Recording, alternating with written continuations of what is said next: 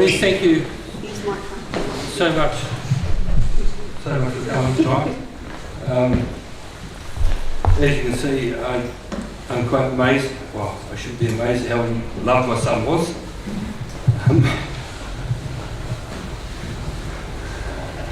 He knew a lot of people from different walks of life, and very proud for that. So tonight, just enjoy his life as much as he enjoyed his. He really did. He tried every different facets of life, and many I didn't know. And so, yeah, just get to know each other and have a good night and enjoy what people, anybody's got anything to say, quite welcome to come up and spread what, you know. Yeah, come up and share some stories, or, you know, anything that you think would make Tom laugh or make him proud.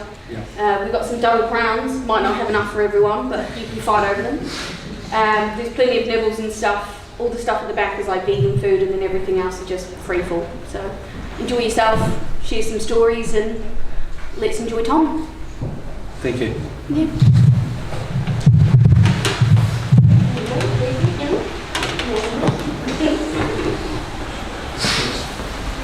Oh yeah, there's also a book here for anyone that wants to sign anything, say any stories or whatever, feel free to pop that in there. But other than that, if anyone wants to go first, feel free.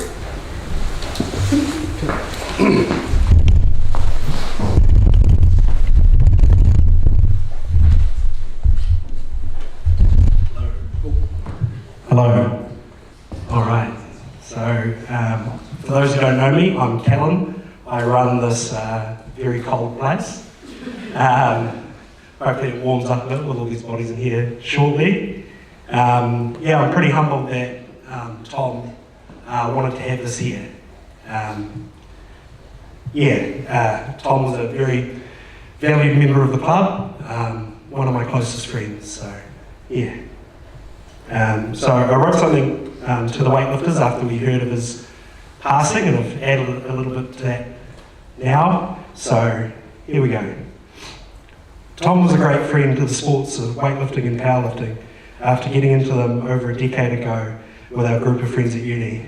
I fondly remember walking as a group, rapidly discussing the latest arcane arguments presented to us in our contemporary meta-ethics philosophy class all the way to this gym, only to continue nerding out between sets of every exercise.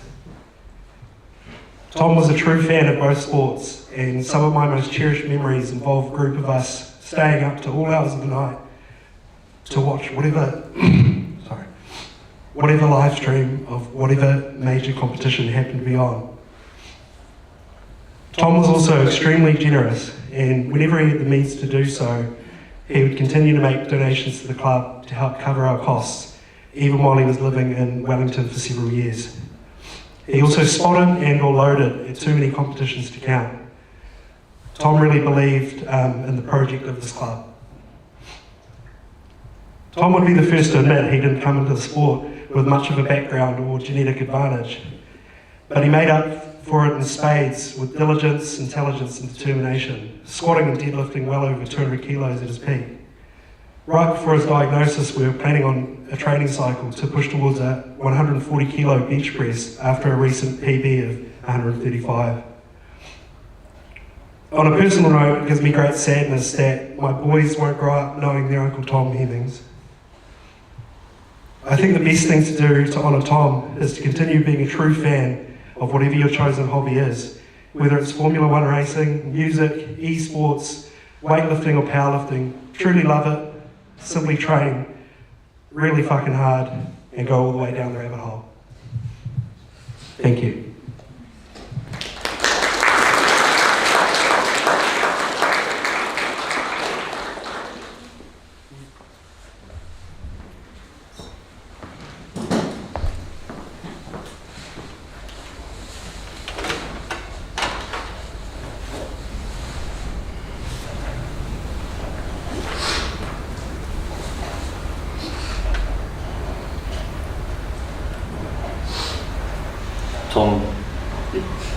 Tom suffered.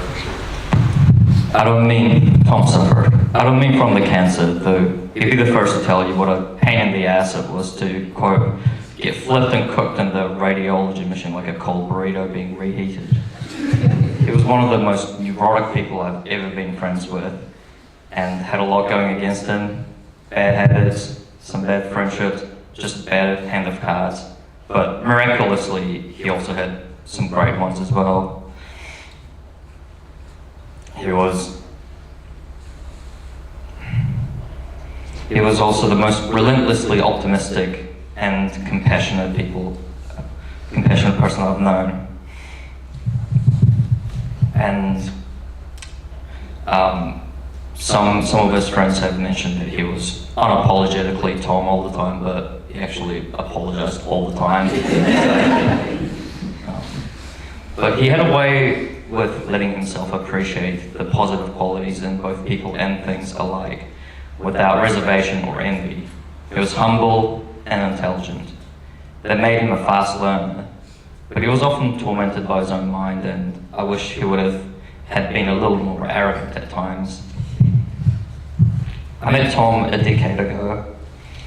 He had a pink mohawk back then. We were in a packed philosophy lecture, and in response to seeing Tom get ganged up on some ethical argument about sex, I accused all 300 of the students present of having masturbated to the thought of their friends at least once. You could smell 299 students sweating nervously all at once, and Tom loved that. After the lecture, I yelled, "Pink Mohawk!" after him, and we became best friends. I suppose that was the impression that stuck in Tom's mind of me and of Tom and mine. Tom always spoke up about what he thought, no matter how silly or unpopular it made him seem. It was a trait that I shared with him, but was struggling by then to keep alive. In spite of the oppressive anxiety, Tom always managed to have the courage to hear his own voice within. And this was Tom at his lowest point as far as I had known him, struggling as he was with substance and grief. And I encouraged him to come to the gym with me and my gym-going friends. Even though he always credited me with that turning point by which I remember him, it was, as you would say, all you, bro. It's all you. You got this, Tom. Chest up, Tom. One more. Last rep. Lightweight. Easy. Let's go, Tom. That was a sick set, bro. Your form is really improving. Chocolate milk's on me tonight.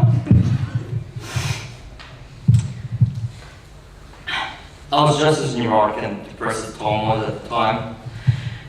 We were good supporting friends to one another, and felt in awe at the things that the other person was better at.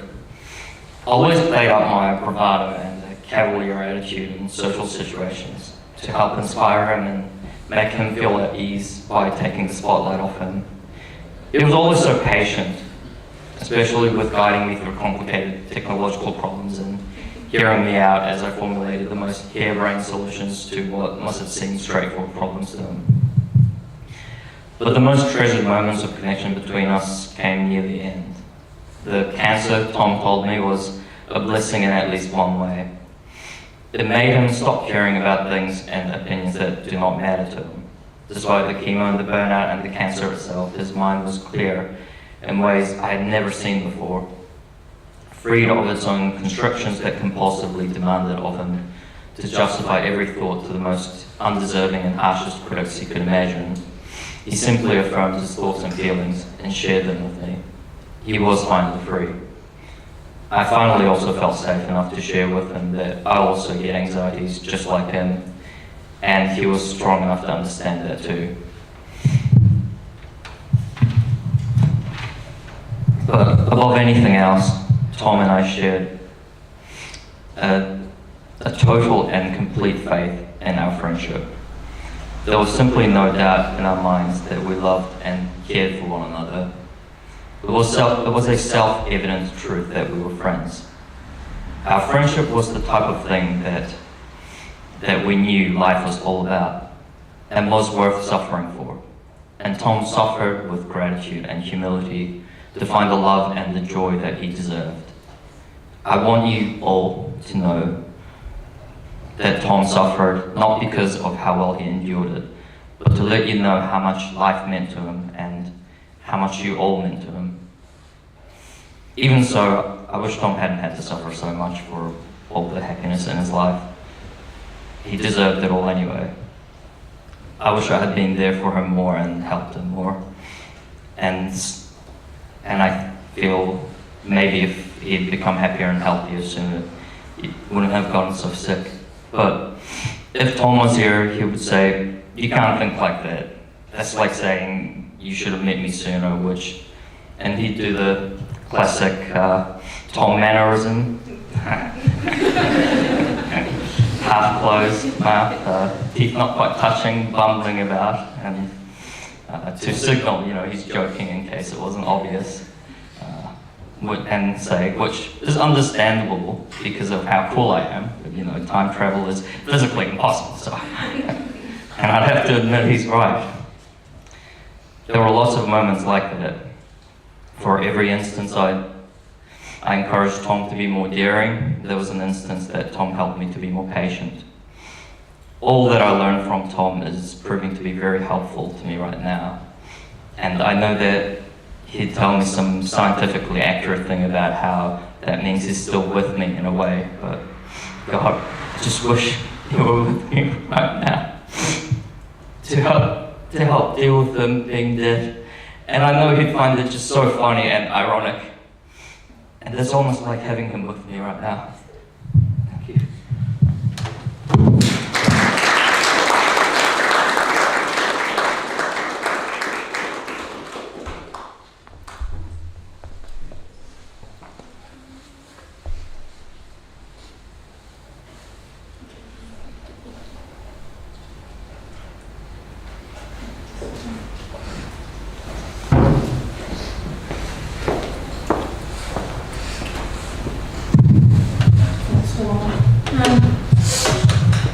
G'day everyone, I'm Missy, if you don't know me. Tom was one of my very closest and dearest friends. I was really fortunate to be able to be with Tom during his last few days, which was really hard, but I'm glad I was there with Tom's family.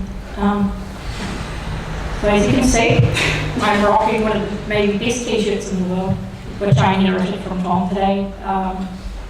He was probably one of the only people who actually, came to visit me in Hamilton when I was in Palmy. So anyway, he was in Palmy with me and we went to the t-shirt store in the mall there. And he got very excited because there was this t-shirt.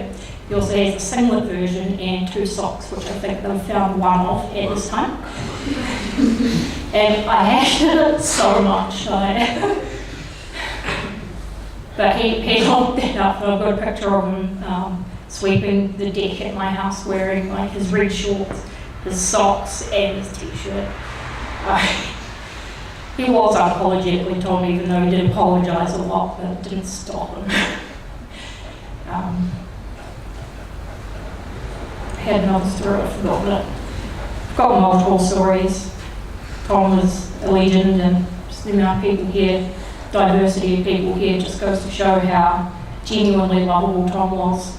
I mean, anyone who didn't like him was probably put off by how much he just talked all the time, constantly. So he made it through the first hurdle, and there's no going back.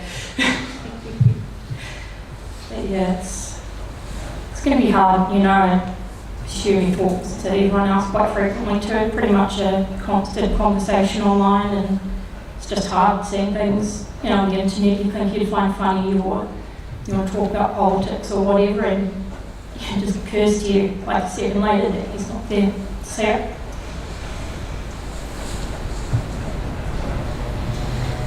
But yeah, he's such a good guy, probably one of the people least deserving of what he's been through. Yeah, I know he'll be forever with us all, and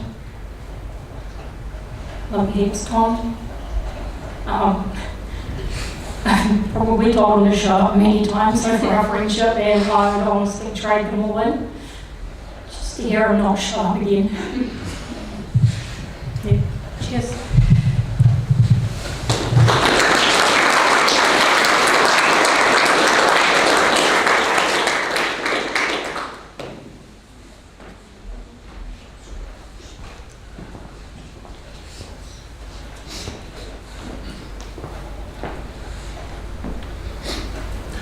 feel it an honour to be here and say a final goodbye to Tom.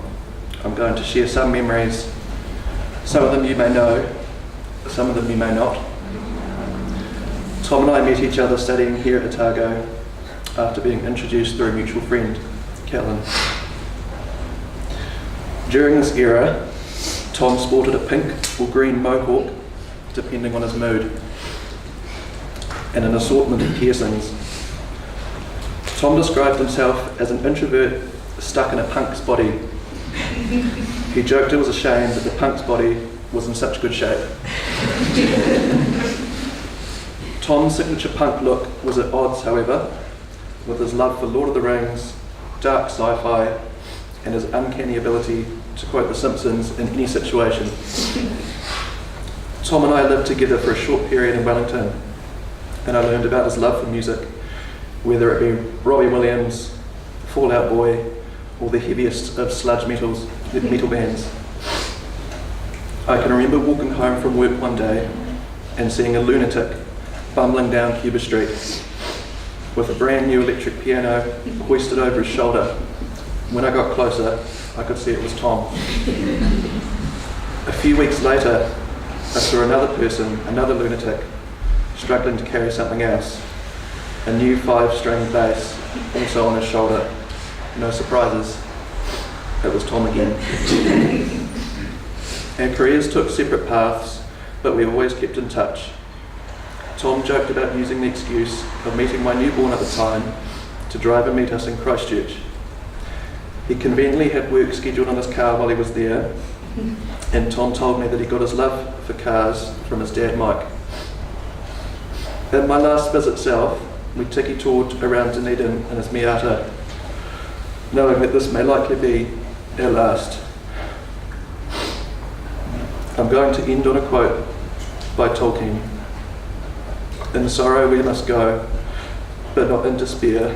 Behold, we are not bound forever to the circles of this world, and beyond them is more than memory. Rest well on your journey, my friend.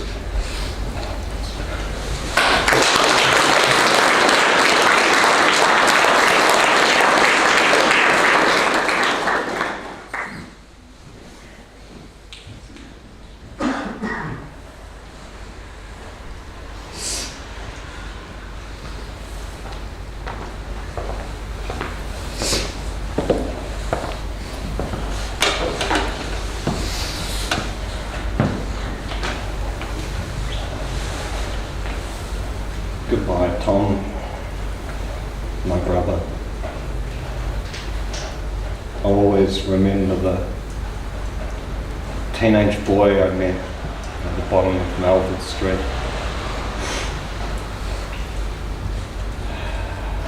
Smooth-skinned and wide-eyed. Sat beside me at the Leith River and indulged my arguments and lectures, no matter how absurd or ill-formed. Always remember your friendship fondly, Tom. I remember the young man, red-hawked and angry-eyed. We fought the sun, walking up Ward Street.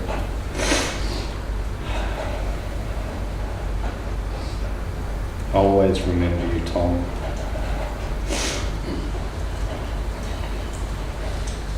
Thank you for accepting me.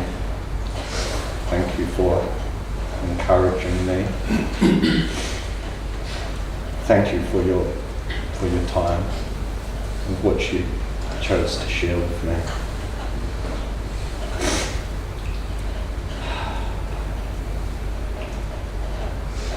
Thank you, Tom. Goodbye.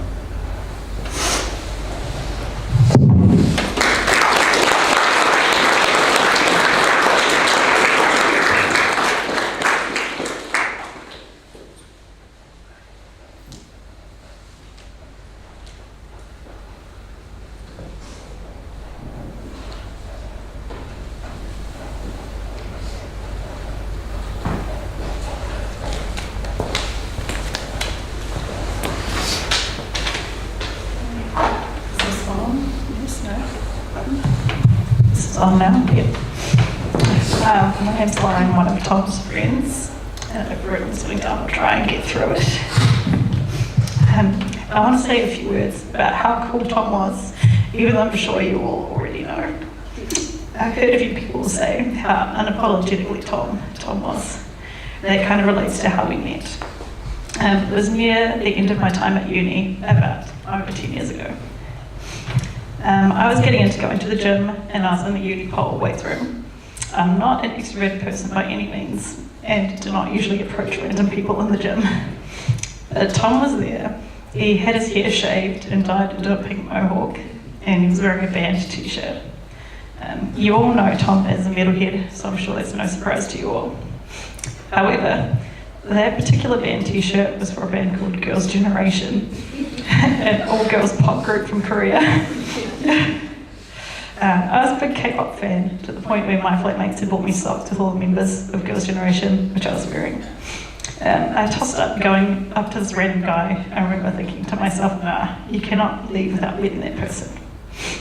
So I went up to him showing that I was also wearing Girls' Gen merch, and we've been friends ever since. Because we met near the end of our time at uni, we pretty quickly both moved out of Dunedin, but we kept in touch, and we actually both ended up competing in powerlifting, so we saw each other on occasion at competitions. Sorry, weightlifters. It was nice to be in the same city again more recently and be able to meet up. The main thing I appreciated about Tom was that I felt like we could always just talk and talk on a range of topics. He was super knowledgeable and had a breadth of interests. In particular, kind of linking back to how we met, I was impressed with the fact that he was always super open for listening to a range of new music.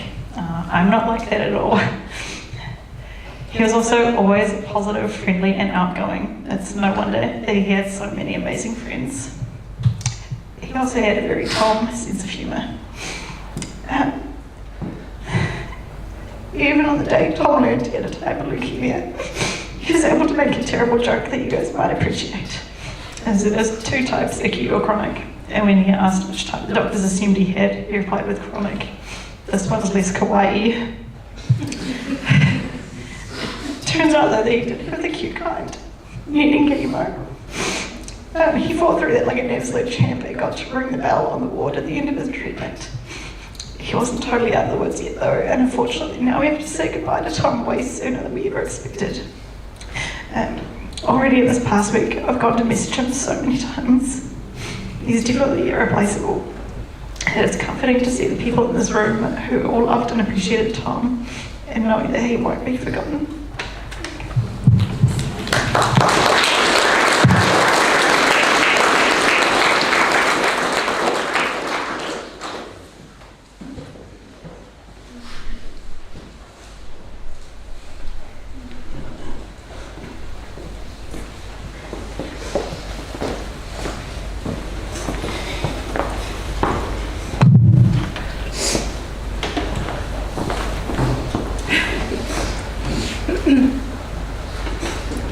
Hi everyone, I'm Kat. Over the last week I've been searching for quotes, poems, song lyrics to try to capture my thoughts and feelings about Tom and the huge impact he's had on my life. And the only one that stuck out to me was to be truly yourself in a world that is constantly trying to make you something else is the greatest accomplishment. I met Tom in 2009, and it was 15 years ago. Since then, Tom and I have been pretty close. I had the pleasure of being in Tom's life through many different ages and stages. Some of you may remember light-up t-shirt era Tom. More than a couple of different mohawks and hair colours. The K-pop era. The philosophy rants. When Tom lived in Dunedin, then Wellington, then Dunedin again. His absolute love of music and gigs. And most recently his interest in all things cows. Losing someone so close leaves a pretty massive hole. However, I know Tom wouldn't tell me not to dwell on the negatives, because he found positives in any situation. He's one of those once in a lifetime friends. Someone who took the time to listen, offer wholehearted advice. He would support things I was going through and would always greet me with a really loud dinosaur screech if I'd been winding on for too long. To me, Tom left the world slightly brighter than the day before.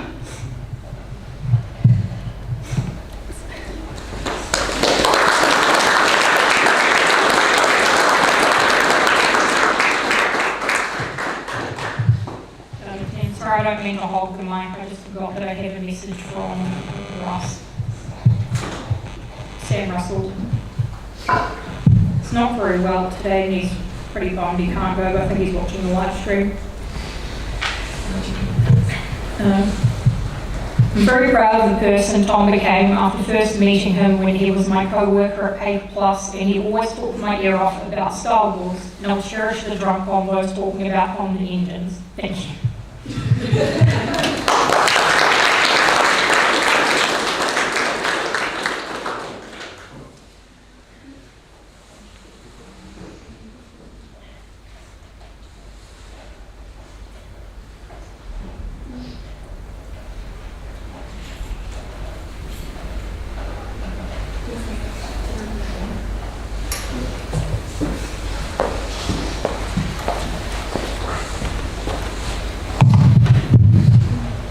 Hello, my name's Nick. I'm Tom's uncle, the brother of Tom's mum who passed away 11 years ago, Megan, Mike's wife and Beck's mum. Firstly, I just want to say what a privilege it is to be here and listen to those friends who have shared their heart tonight about Tom. Thank you so much for what you've shared, because there's so much in Tom's life that I just have no idea about, and those special relationships that Tom has. And Missy, just having a very short time with you as you were spending time with Tom as he was in his last days, getting a sense of the friendship that you had with him brought a lot of comfort. I remember Tom when he was like that, when him and Beck were just, he was the male in the family of the two sisters, and to be fair, they were full of beans. And life was full on in the Hemmings household. I don't want to say too much, but it was a privilege in the last 6 months, a bit longer, to have some time with Tom as he was fading, and go to hospital with Tom, and in half an hour I could actually just be quiet and listen, because Tom would just talk as people know, and get out everything that was on his mind. But the thing that came across to me was just Tom's humility. Unlike me, who I feel I sort of grumble about things in life, I never heard Tom ever have self-pity, grumble and say things weren't fair. He was just a humble and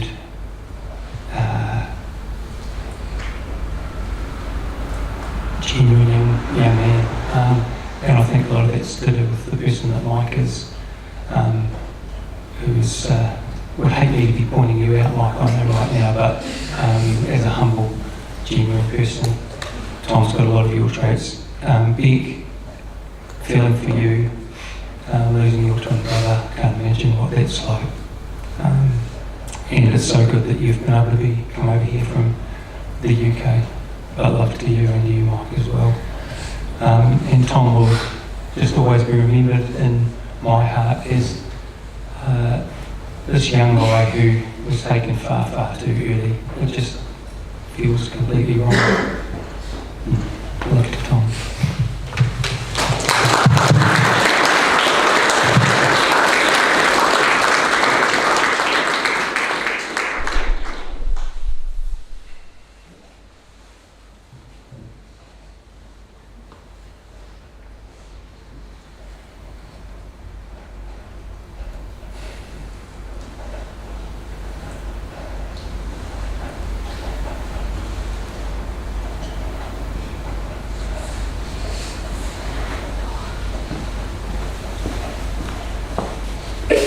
Warning actually with me crying. Tom was the biggest nerd you'd ever meet. And he didn't care what it was. If you liked it, he loved it. It was the same with people. If he liked you, he loved you. And by seeing everyone here tonight, I'm glad to know that you guys know he loved you. And growing up, he was like this, he was a crier. Any confrontation, he'd just bawl his eyes out. And I was the tough little fucker that would fight for him. Unfortunately, I couldn't fight this for him. I tried, but it didn't help. But I know that he'd be so grateful for everyone that was here tonight. So thank you very much. Thank you for sharing the love that he had for everyone. Because I remember him like that young little kid, sucking his 2 middle fingers, being an absolute weirdo, which is what he did the best. And he had so many fashion faux pas. He had a pair of glasses that had no lenses. He'd wear them just for irony. He'd take them off and clean the lenses, put them back on and then etch his eye through them, just for the looks. He always wore his pants around his belly button, if not higher. Always loved wearing odd socks. And he loved ice cream and jelly. Don't know why, but he did. But thank you for everyone that's here tonight. I know that he'd really love to be here too. If not, he'd be going, having a good old laugh over everyone and him being the centre of attention. But we'll always remember him as a cool, uncool dude. Thank you.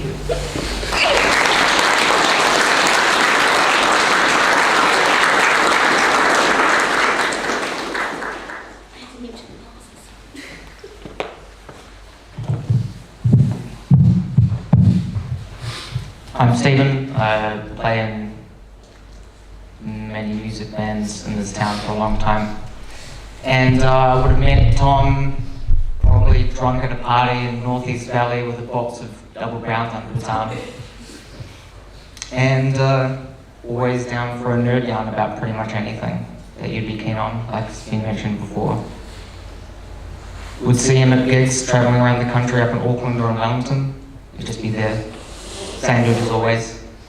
Amazing. When he came back to Dunedin, he helped me with my computer, which didn't work, as tech problems were his forte. He couldn't do anything there. It didn't work. That's fine. But over time, we both realised that we loved a certain game, and began to play that together. Started watching loads of the esports together at the same time. I'd go over to his house, sit with him, just nerd about philosophy and Buddhism and nonsense and cars and anything. And toward the end, there were times where we would be watching these Counter-Strike games. This is a hoodie that I got a long time ago from a team that I watched when I was in Australia. And we sat one night after I finished work on a Sunday, rainy Sunday evening, and pretty much watched probably like 6 or 7 hours of people shooting each other for millions of dollars inside a video game, pointing and clicking, just see a $500,000 point and click on a mouse. It's kind of hilarious, actually.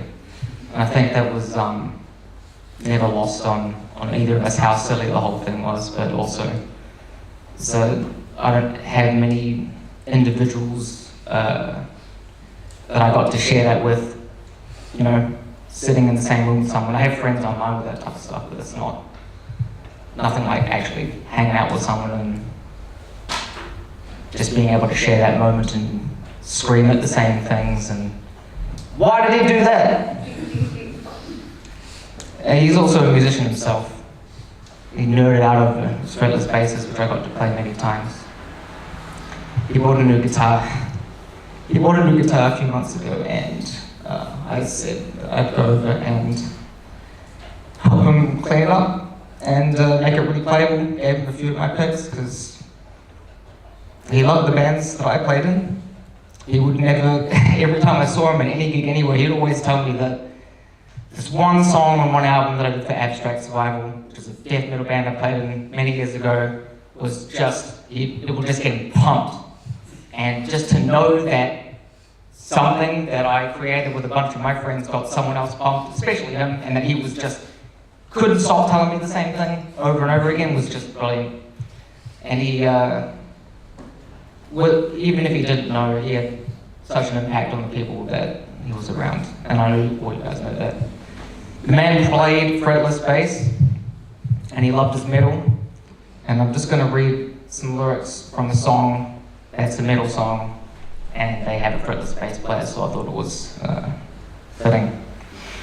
The song is called Box Up My Bones by a band called Cynic.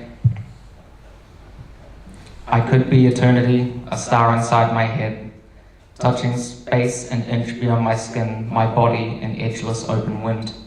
The clouds part and the sun comes out, and when I feel scared, I declare I have everything I need. Box up my bones, I'm free. Haste to cure the old despair, no antidotes to lie repair. Someone said that bird has no wings, but I've seen it fly in dreams. The clouds part and the sun comes out, and if I feel scared, I declare I have everything I need. Box up my bones, I'm free. With an open heart, let go of your name, let go of your body, let go of your mind. Let yourself go.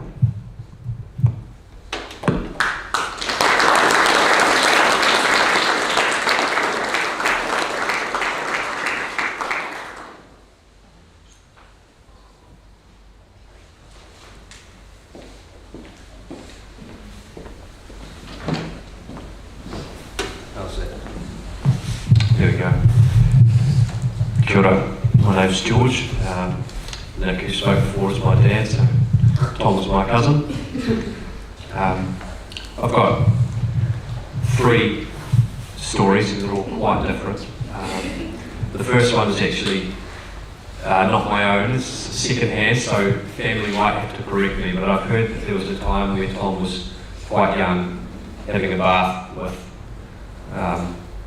someone else, and there was a bit of a code brown. And It was him, he's blame on him now. yeah, well, my mum Megan came in and said, "Oh, hey, who was that?" And you know, both one at the other, and Megan noticed the kernels of corn still in there, and knew that only Tom ate his corn at a time, so she knew that it was Tom. Is that roughly the kind of thing that might have happened? Yeah. But you know, a lot more recently, I was playing football earlier this year, probably in the middle of May, and you know, I was having fun, and then about halfway through the second half, I noticed that Tom was there supporting me. That was pretty special. Having not spent a whole lot of time with him over the years, it's pretty cool to know that in some of his toughest times he came just to support me. And then I got to say hi to Tom a couple of days before he died on Saturday last week, and yeah, the people that were in Christchurch said he didn't complain about anything. Some people, when they're in hospital, are just always negative, but Tom was always patient. He knew that everything wasn't about him, and yeah, that's the kind of thing that I think we can all aspire to be like. Yeah, thanks.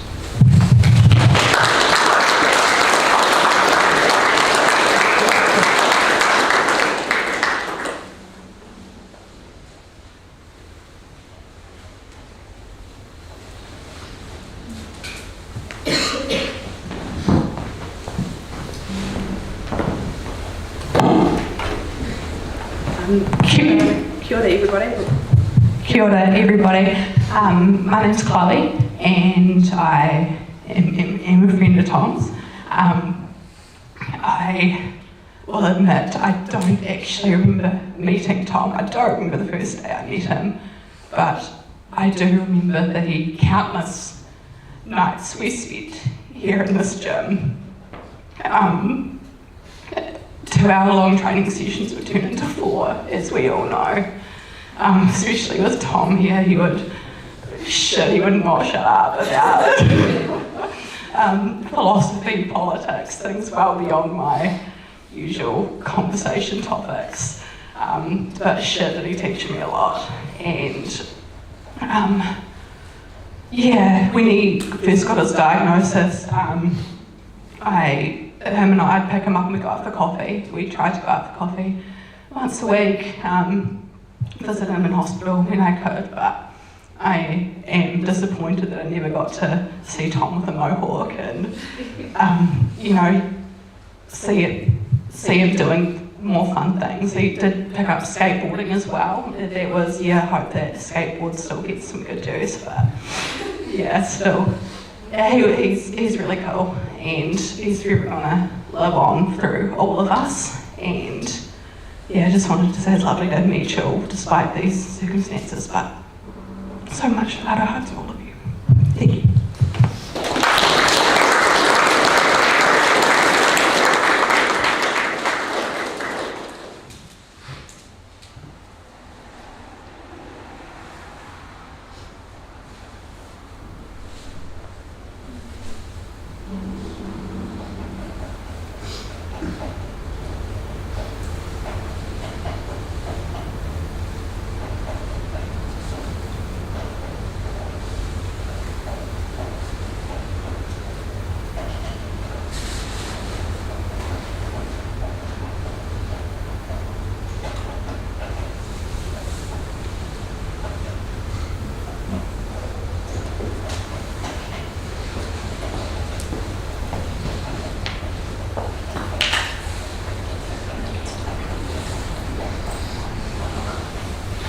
Probably the quietest a room's ever been with Tom involved.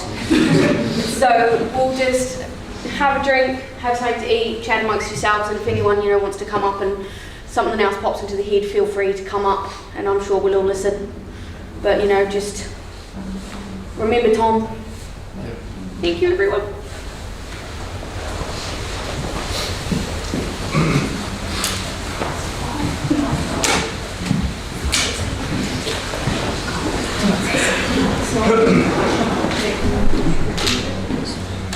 Thank you everybody for coming tonight. Really appreciate it.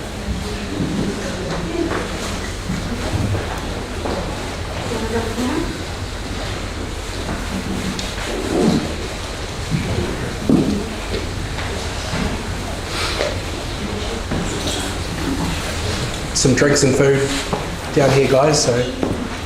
Double rounds, not enough for everyone, but a thimble full, I think that'll do. In good spirit.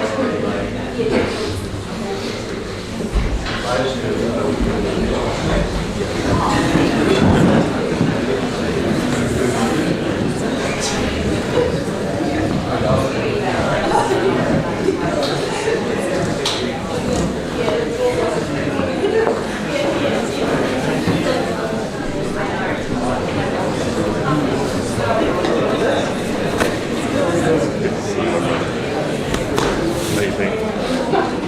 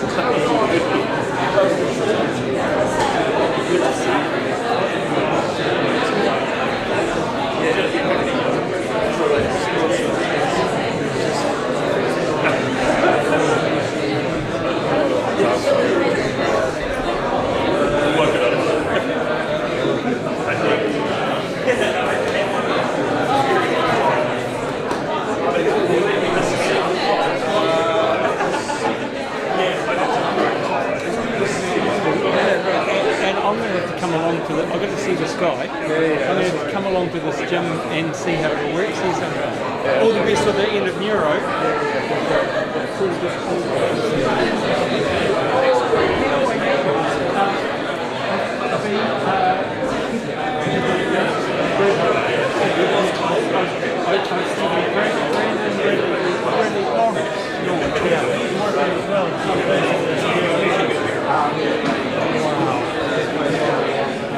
We're in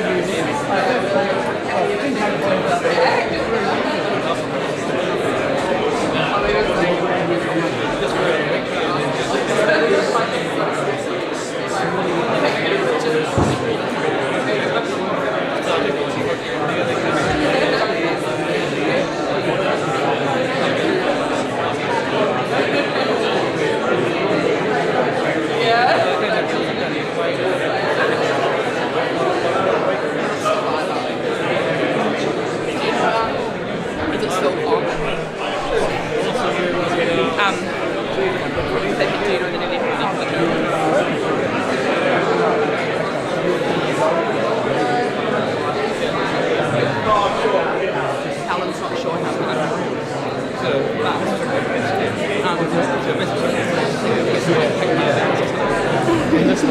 this place